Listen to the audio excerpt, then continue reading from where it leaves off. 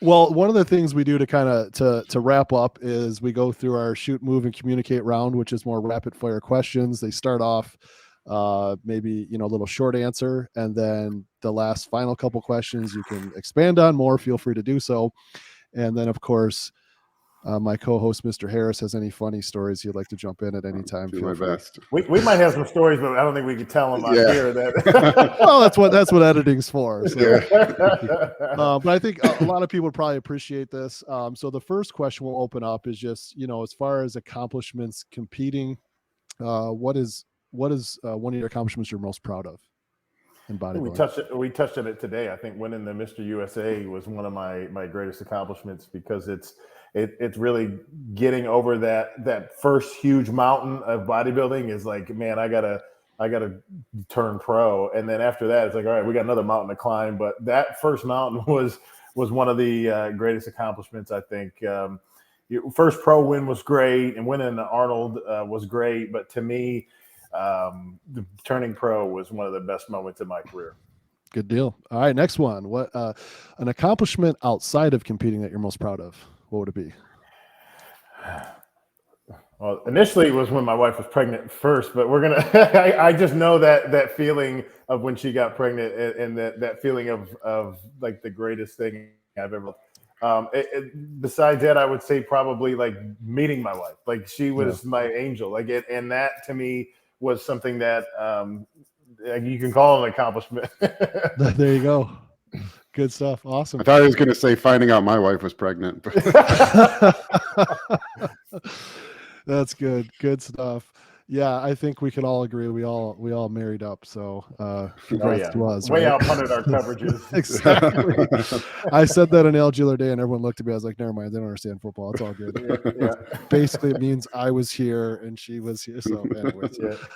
All right. One word to describe a professional bodybuilder. What would it be?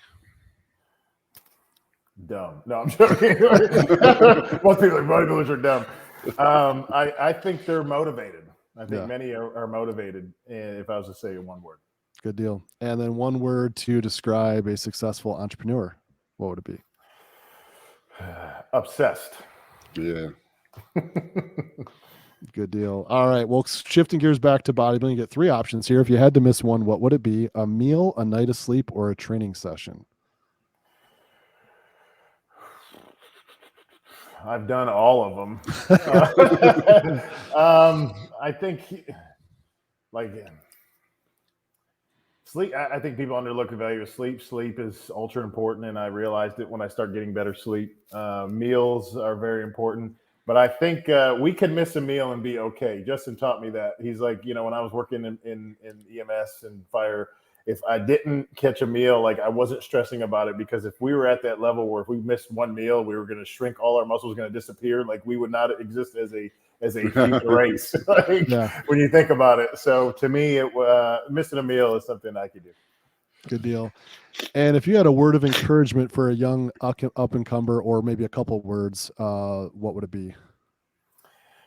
Educate yourself, invest in yourself.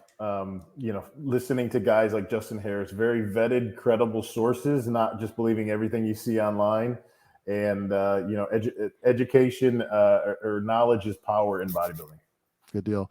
Next one we did touch on a little bit, but I think it's important to nail this down is, if you had either one word or one kind of theme that would parallel competing and business, what would that be?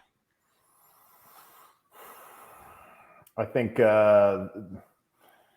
maybe two. Maybe I'm going to pull a Joe Biden here. One word: hard work. No, but discipline, I think, is something that you could say, because when you're going to be disciplined, when it's having the discipline to not give up, not say I'm too tired, not say I don't want to do it. You're just going to do it. You're going to be disciplined enough to do it. Good deal. Well, and one of the things we say a lot at First Detachment, we have a few taglines we like to say and we save in our meetings is, we talk about, not only our products are battle tested, but we're battle tested and we're all in. And so the question is, when you talk about being battle tested, can you share, a recent battle that you overcame, and how did you do it? Man, I think it's through battles and struggles and storms of your life that you become stronger. I mean, every day you're in the gym, your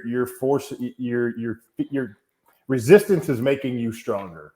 And to me, I think when I just recently went through the prep for the Texas Pro back in August, and just the beginning of prep, we found out my wife was pregnant, and then literally the week before the show, we kind of got the news that she miscarried, and that was some of the most devastating news I've ever heard in my life. And, I had a choice of saying, letting that kind of take me over and just say, you know what, I don't even want to do the show. I just screw this.